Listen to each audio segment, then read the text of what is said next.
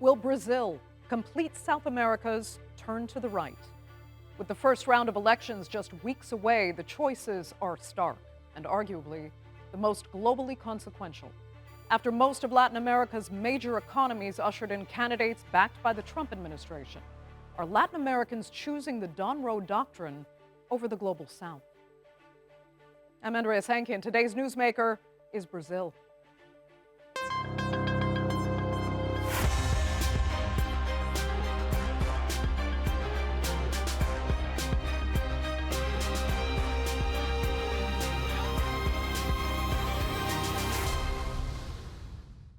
Well, across Latin America, up until about 18 months ago, voting for right-wing politicians had mostly domestic implications. But today, with the rise of the Don Road doctrine and what some call the Israelization of the continent, voting in the political right has massive regional and global impact. From Argentina's Javier Milei to Colombia's Abelardo de la Espriella, the leaders of most major South American economies back President Trump and support Israel. And in less than 2 months, the biggest country on the continent will vote. With polls too close to call, the son of Jair Bolsonaro, the Trump of the tropics, will face off against leftist incumbent Lula da Silva. Here's a closer look now at how Brazil's election lead-up is unfolding and what that vote means to all of us. Jair Bolsonaro won't be on Brazil's ballot in October, but his politics will be.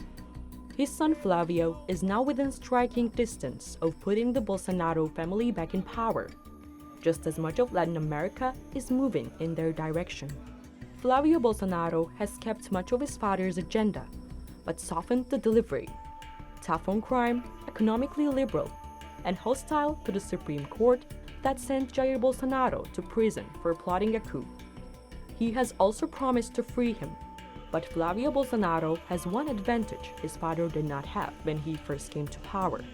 The politics around Brazil have changed. Bolsonaro no longer looks like an outlier in Latin America. Javier Milei traveled to Brazil for his nomination. Benjamin Netanyahu has openly backed his campaign. Flávio, my friend, I want to congratulate you on the official launching of your campaign. You're a great champion of Brazil. You're a great champion of the friendship between our peoples, and I know that you'll bring Brazil to greater and greater heights. Jair Bolsonaro made support for Israel a defining part of his foreign policy, promising to move Brazil's embassy to Jerusalem and forging close ties with the Israeli leader. His son's victory could revive that alliance.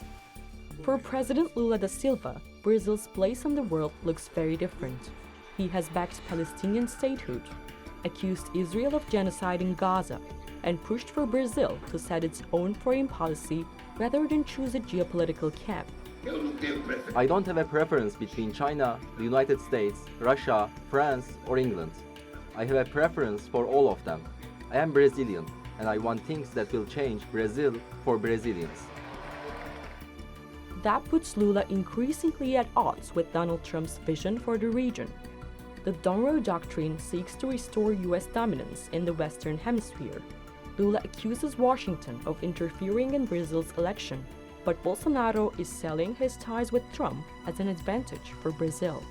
Across the region, election after election has brought in governments more willing to align with Washington. Today, Latin American socialism is being eradicated election after election. Argentina, Colombia, Peru, Chile, Ecuador, and let's hope that in October, Brazil will also turn right. Israel has benefited from the same political shift. Governments moving closer to Trump have also drawn closer to Netanyahu. Some have restored diplomatic ties with Israel and expanded cooperation, despite mounting condemnation over Gaza and its illegal occupation of Palestinian territory. That leaves Brazil and Mexico as the major exception, at least for now. Brazil's size, economic weight, and Lula's diplomacy have made it the strongest regional counterweight to Washington's renewed push for dominance and Israel's growing influence. A Bolsonaro victory could reverse both in one stroke. Brazilians will vote on the issues closest to home: the economy, crime, and what another Bolsonaro would mean for the country. But their choice will resonate well beyond Brazil. After years of balancing competing relationships abroad, a Bolsonaro comeback could change not only who runs Brazil, but where Brazil stands on the global stage. Well, joining me now to debate just how consequential this election is, both inside and outside Brazil, are from Campinas, presidential counselor to Lula da Silva and associate professor of economics at the University of Campinas, Pedro Rossi. From New Orleans, executive director of the Stone Center for Latin American Studies at Tulane University, Anthony Pereira. And from Boston, CEO of the consultancy firm Cesar Group, Julio Moraes. Thank you all so much for being with me. Julio, I'll start with you because you have talked about how you expect Flávio Bolsonaro to win this election, and you acknowledge that this vote will change Latin American politics completely, especially regarding U.S. and Israeli influence on the continent. So why do you think he'll win, and how so will it change that influence? Well, thanks for having me here again. Victory by Flávio Bolsonaro will mark a major geopolitical pivot in Latin America, realign South American large economy close to Washington and Jerusalem. Because Brazil anchored the region diplomatic and economic policy, such outcome will ripple across Latin America while foreign actors also play a key role in shaping the contest. So we have the support of President Donald Trump, Milei in Argentina, and that's going to make a big impact in this election. Okay, and you think Brazilians appreciate those endorsements from foreign powers? It really matters to voters? It does, especially because Brazil has a big majority of Christian evangelical voters, and they all support Israel in U.S. We can see in the march and campaign trails that a lot of people hanging the American flag or the Israel flag, and I see the Brazilian population seek to Brazil government be more close to those countries rather than the China or other country. So they do see it in a sense as an alternative to China. Let me turn to Pedro then and get your take, because we know voting is mandatory for all literate adults in Brazil. So why would poor Brazilians support, the far right when it's the left that actually promises to go to bat for the poor? Is it those conservative social values that Julio was talking about? I don't agree with what Julio brought, and I think we should reject this framing of the Cold War framing, like that there is one side with the U.S., the other side with China. There's no China flag in the Lula's rally, and you can see U.S. flag in Bolsonaro's rally. So that this blind loyalty, this alignment is only in one side of the spectrum. And I don't think Brazilians appreciate that. Brazilians are against Trump's tariffs. Brazilians see Trump as a threat and not as a friend. And international relations is not about making friends. It's about interest. It's about a strategic interest. It's about sovereignty, and not about like loyalty or making friends. So at this point, I think Brazilians are very pragmatic in this sense. They want their country to be a big player and not just to follow a leadership as the U.S. one. Okay, let me ask Anthony Pereira where he stands, and also for those who do support the right wing and that alliance with the United States as well as Israel, tell us what those Brazilians see in the United States as well as in their neighbor Argentina, right on their doorstep. What do they see right now that they want? Well, I think, Julio, it's an interesting proposal that Flávio could win the election. I think that's correct, but I don't see Milei's endorsement of Flávio as being particularly significant. This is a country that's often a rival to Brazil. It's one that's not doing that well economically. It's had a disastrous hyperinflation, which Brazilians don't want. And it's now got more stability under Milei, but stability at very high prices in relation to median incomes. So I don't think it's an economic success from a Brazilian point of view. And if you look at the bottom two, the segment of the population in Brazil that earns up to 2 minimum wages, so the poorest people in terms of who is earning money in Brazil, Lula has a big majority in that segment of the population. So, Julio is right that the Trump effect, it has an impact in Brazil as it does in the rest of Latin America. But I think the Trump administration has not shown a particular ability to understand Brazilians and to appeal to them. If you look at the tariffs that were imposed last year, that led to a spike in Lula's popularity, not the Bolsonaro family's popularity, partly because Lula was seen as defending sovereignty.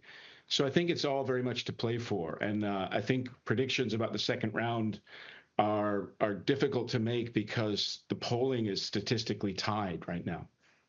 It's so interesting, though, because there is, I know, Julie, or we were hearing from Pedro that this isn't a divide, a Cold War style divide, while others will argue effectively it is, only this time it can maybe better be defined by the Donroe Doctrine versus the Global South. So do you think, Anthony, that Latin America in general, does it consider itself more part of the Global South, or seeing how elections have unfolded over the last, 18 months or so, it really feels at home with the idea of the Donroe Doctrine? I think it's very much divided. It's very polarized on that. I mean, if you look at every election since Donald Trump was inaugurated in January, in Latin America, it's gone to the right. But I think Brazil is not necessarily going to go that way. If you compare Latin America to Europe, in Europe, I think association with Trump has not necessarily helped the right. So you looked at J.D. Vance going to Hungary to try to get people to vote for Orban. That attempt failed, and I put Milei in the same category. I think Milei's very ineffective as a vote getter for Flavio. So I think people are divided in Brazil, and Brazil does not see itself necessarily as aligned, necessarily automatically aligned with the rest of the Latin Americas. The fact that Keiko Fujimori and Espriella won in Colombia, I don't think has a big impact for Brazilian voters. Interesting. Okay. Julio, let me, though, ask you about, you had alluded to Israel. So would the Bolsonaro win that you predict here, in combination with Javier Milei and fellow right-wing leaders across the continent now, truly empower Benjamin Netanyahu? He would be able to go to his electorate and say, see, we will be on the right side of history here in spite of all the international condemnation and controversy. We are receiving international support. We're not being isolated because of countries like Brazil and across Latin America. Well, I think Israel playing a key, important role in this election, especially for cultural and religion signaling. Alliance with Israel and U.S. conservative group provide powerful cultural symbolism that mobilize evangelical and traditional voters, making foreign policy and direct drive to vote turnout. That means, more evangelical.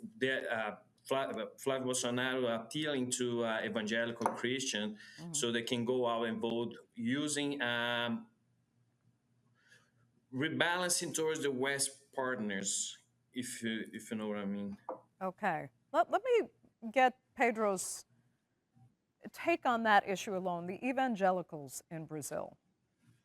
Because Lula is, by and large, supported by what is often seen as, the vast majority of Brazilians that are poor. They're not part of the elite class, but still, their evangelical values drive them toward, supporting Israel.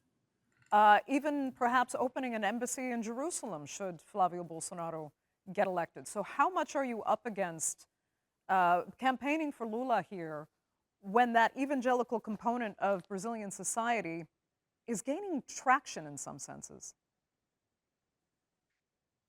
I think we are overclaiming Israel's influence over Brazilian culture. I don't think even evangelical care so much about this. And in the other side, we can see that Brazilians are really peaceful, a peaceful nation, diplomatically and culturally.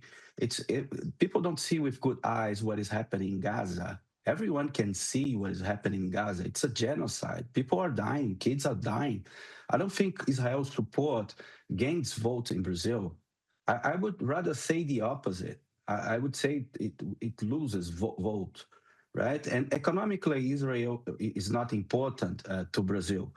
So I don't think this is a big issue for this election. The US one is, and there are contradictions even within Bolsonaro's base, as we saw in the last Bolsonaro's government, where they started speaking bad things about China, and the agricultural sector say hold off because we export to them. So again, it's a pragmatic thing. It's not a thing. International relations are not about making friends with who you like the most. Yep, it's about your interests and your principles. Okay, then Pedro, help us understand from your perspective how you see Lula representing that pragmatism in the relationship that he might have with the United States. Because let's be honest, it's been somewhat disastrous. The US, the Trump administration, will not be happy if he is elected. So, how is that pragmatic? It is pragmatic when you see that we have a world order that is being attacked by the nation that built it, like the institutions of the post-war, all the treaties and the international laws are being attacked by Trump and trying to replace that, but who is strong can place itself better, right? So what Brazil is doing, what Lula is doing, and it's what historically the Brazilian diplomatic agenda is to build multilateralism and try to be a big player in the rebuilding of the international world order, right? So this has to do also with relation with the global south and to face the threat of the terrorists of Trump, that Trump is attacking everyone, not just Brazil. And it is really bad to see that Bolsonaro people are supporting terrorists are threatening the Brazilian economy, right? So as it has been said, when Trump came with the terrorists, Lula went to the defense of Brazilian sovereignty and its popularity grew. So I think this is the way to approach international relations, right? Brazil as a player of the new international order and a multilateral system with no blind loyalty to anyone and with sovereignty. Okay. Anthony, would you agree there? And if you can address also another angle here, like how Brazilians vote, if they view at all what happened in Venezuela, if they're Yeah. taking that into consideration. Yeah, I think some of them are. I think Pedro's point about evangelicals is a very good one because the evidence is that 70% of evangelicals voted for Jair Bolsonaro, Flavio's father, in 2018. The polling that I've seen is that this number is lower in this election. It's in the 50s. And so we don't have evangelicals as a monolithic bloc necessarily supporting one side or the other. I think the Trump administration has been clever. The Lula administration has made an interesting call. So Lula called Trump on Friday, spoke for an hour and 20 minutes, and tried to get the relationship on a pragmatic level. And I think that's an interesting tactic because Trump is not particularly ideological. He likes making deals. He is pragmatic. And I think the reading by the Lula administration is that the ideological antipathy is coming from the State Department, people like Marco Rubio and Darren Beatty, and not necessarily coming from the White House. So there may be an ability to negotiate. On Venezuela, I think the Venezuela operation in January of this year is a wake-up call to everyone in the region that U.S. wants to use its military power unilaterally. It wants to decide who to attack and when to attack, and it doesn't want to consult other countries in doing so. And so this is a danger for everyone in the region, which is why when the Trump administration classifies the PCC and the Comando Vermelho as terrorist organizations, this is dangerous for Brazil because this means Brazilian sovereignty could be threatened because the U.S. military could decide that they're going to attack those organizations, no matter where they are. So I think it's very reasonable for the Lula administration to keep the lines to the White House open and speak to Trump and try to make sure the relationship doesn't go off the rails. Because all the statements coming from the Trump administration are that it really wants to go back to 1895 and have a kind of gunboat diplomacy towards Latin America where it is dominant militarily and it decides when to use force without consulting anybody else. Let me get Julio's take on Anthony's analysis just there. Very important to see the Bolsonaro supporters' perspective on exactly that analysis of where the U.S., how powerful the United States would want to be over what Brazil does. So the U.S. economic policy, such as trade asset access, targeted tariff, or market concession, so has a central campaign talk point. Candidate like Lula and even Flávio Bolsonaro use high-level diplomacy, visiting the Washington to position themselves as the only leader capable to negotiate favorable economic terms for the Brazilian export, which will benefit the entire country economy. And regarding the Venezuela and the risk of sovereignty, I think the January action in Venezuela was a wake-up call. But I think if Flávio Bolsonaro win the presidency, he will be close to Washington. He's not going to be against them. What we see right now is Trump goes against the world leaders that stand against him and his policy. Julie, let me ask you this, though, quickly. As far as, a Flávio Bolsonaro administration is concerned, you've kind of indicated that he is maybe too gentle a version of his father. So having said that, would you expect his father, even if in prison, even though his son has said he would be released, would you expect him to actually take control behind the scenes? Probably, yes. I think it will be a big influence for his son administration. I don't think he'll be up front because Flávio going to try to mark his name in history. But I think Jair Bolsonaro will be a big influence on his administration. And I also believe Flávio will mirror his father administration. Yeah. And, always rebalance towards to the Western country. Right. Pedro, I mean, would you concede that, as far as the Lula camp is concerned, that you will be effectively running against Jair Bolsonaro? I think this is a crazy idea that someone in jail can run a country. But I would say the following. One important thing that we have to put here in discussion, it's the U.S. influence in the elections, which has been also done in other regions, other countries of the region, right? Not only with public support of Trump and other authorities, but also by the use of the big tech power and so on. So this is an important thing and has to do with our sovereignty and our democracy. I think Lula has everything to win this election because he did a good mandate with the economies on the rail. He kind of rebuilt things that were destroyed in the previous period. But there is a threat that is being felt in the region around this influence over democracy. It's not just military, it's not just economic, it's also political in the sense of trying to change results and to influence results, right? Yeah. For Brazil to become this blind loyal of the U.S. But Anthony, it's really interesting to see how some would consider it interference in Brazil's election, while others, like Julio, consider it a welcome endorsement.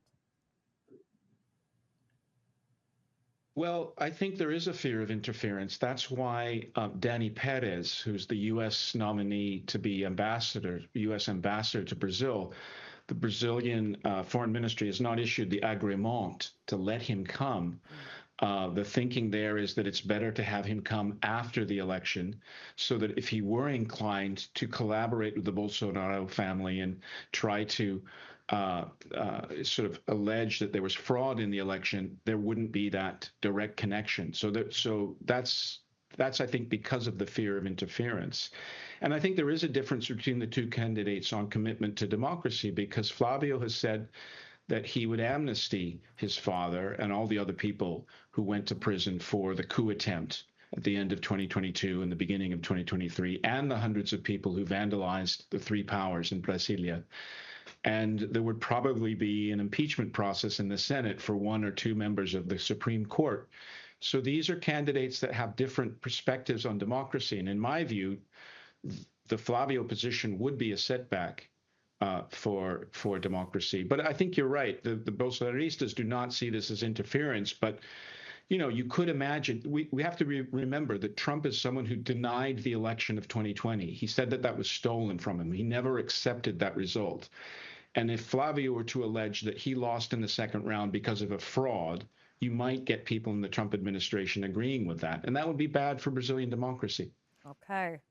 Anthony Pereira, that will have to be the final word for this edition of the Newsmakers. I'm sure we'll be checking in with all of you after that second round. But for now, that's all the time we have. So thanks, everyone, for being here and our viewers for joining us. Remember, you can follow us on social media. And do be sure to subscribe to our YouTube channel. I'm Andrea Sankey. We'll see you next time.